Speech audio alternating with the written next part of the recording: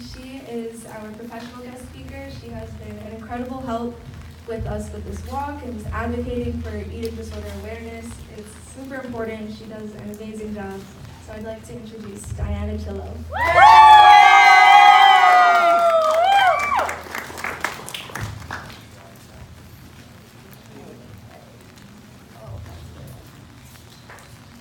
Good afternoon, everyone. It's a lovely weather we're having today. As you can see, I was really hoping for a beautiful sunny day, and as the day grew closer and I saw that the weather wasn't changing, I was really frustrated and disappointed.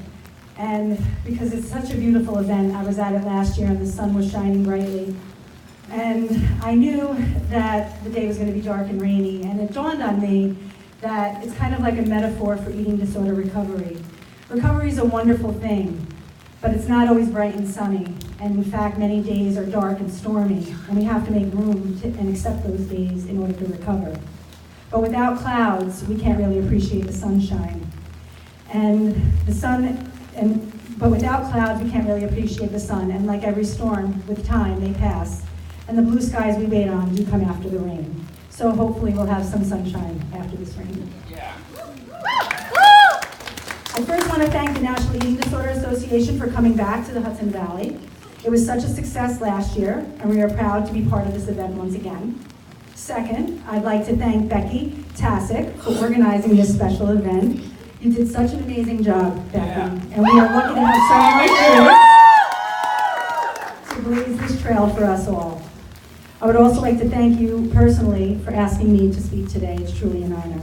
I had the opportunity to speak to Becky's mom earlier today, and I heard what a busy weekend you had. So pulling this all together and in the rain is unbelievable. So thank you. When Becky asked me to be today's speaker, I was elated at the opportunity. Then truth be told, I panicked at the thought of addressing such an important congregation. My anxiety went through the roof as the phrase professional speaker went through my head. Although I've been working as a psychotherapist for close to 19 years now, I still see myself as a young girl fresh out of graduate school. Eating disorders affect 30 million men and women in the United States alone. They are serious, life-threatening illnesses that do not discriminate based on age, gender, size, or ethnicity. Eating disorders are not a choice. They are not based on age, gender, size, or ethnicity. They are not an attempt to be thin or fit, and they are not about vanity. They are complex, misunderstood illnesses that are the result of a culmination of psychological, genetic, biochemical, cultural, and environmental factors. The manifestation of symptoms becomes a means of coping and offers some relief short-term, but the emotional distress only builds, and serious health consequences are likely to emerge long-term, in some cases fatal.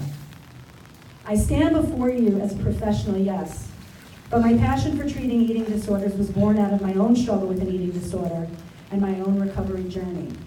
For this reason, and for the people that I treat, is why I love what I do and why I feel so strongly about raising awareness, helping others get treatment, and my advocacy work. I have the privilege of meeting the most incredible and courageous people through my work, and I am invited into their lives to be part of their journey. It's hard to put into words how much it fills my heart and soul watching people get their lives back. Reflecting with a person where they were and how far they have come throughout the recovery strengthens that sense of hope and reinforces that people do, in fact, recover. It's truly amazing and humbling to be part of that process. Symptoms of an eating disorder become a way in which a person disconnects from the self when dealing with difficult emotions. But they are also a way for a person to communicate and relate to others in the world. Eating disorder recovery is about reclaiming your voice and learning to build a nourishing relationship with yourself and others. Treatment is just as complex as the eating disorder itself. Eating disorders affect a person's mind and body, and you cannot diagnose someone with an eating disorder just by looking at them. When sufferers with eating disorders come to me for the first time, I try to assess the whole picture. It's important for professionals to remember that taking that first step is one of the hardest things that individual will ever do. Everyone is unique, so treatment is specific to each person's needs. All recovery journeys are different, and what is effective for one person may not be for another. This is why organizations like the National Eating Disorder Association and these walks are so important. Raising awareness and educating the public are of the utmost importance in getting sufferers the right care. Despite increasing prevalence, eating disorders remain misunderstood and receive significantly less funding than other mental illnesses. NEDA is a strong force in the eating disorder community, and funds raised are critical in helping them serve as a catalyst for prevention, awareness, and access to quality care.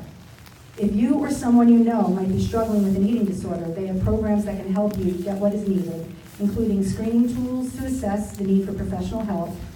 They provide assistance in finding treatment. They offer support groups, and one of my favorites, legislative advocacy. If you're in a safe place in your recovery and you want to share your story or have a loved one that you are advocating for, becoming a NEDA advocate on Capitol Hill is one of the most amazing experiences, and I do speak from experience. It's a way to truly have your voice heard and not be ignored. NEDA has one vision, one that I can confidently say we can all agree upon: a world without eating disorders. Culture is one of the many factors that contribute to eating disorders and makes recovery extremely challenging. We live in a society that glorifies and encourages a thin ideal. The overemphasis on one's appearance tends to override all other meaningful attributes. Fitness and weight loss programs profit off of our insecurities and reinforce disordered behaviors and unhealthy relationships with ourselves. We are inundated with these messages, and eating disorder or not, it has an impact on how we see ourselves. Helping eating disorder sufferers challenge their own negative thoughts while deflecting these societal messages they see and hear could make recovery arduous and confusing.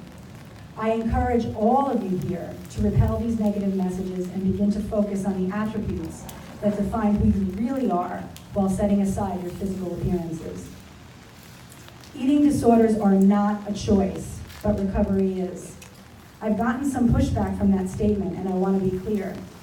Recovery is not easy, and it is not linear.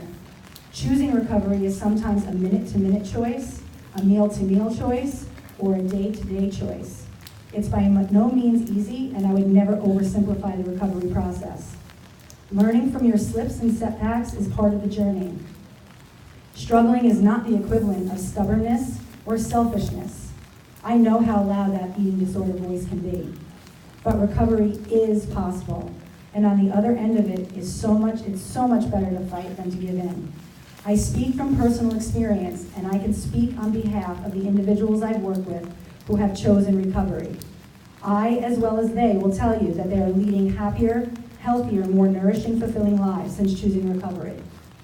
It's a battle, and dealing with emotions is not always fun, but it helps build strength and resilience in all of us. There's a saying that we only live once. But the reality is we only die once. We actually live every day. Each day is an opportunity to choose for ourselves how we want to live, and that's what recovery can do for you. It's the difference between living and surviving.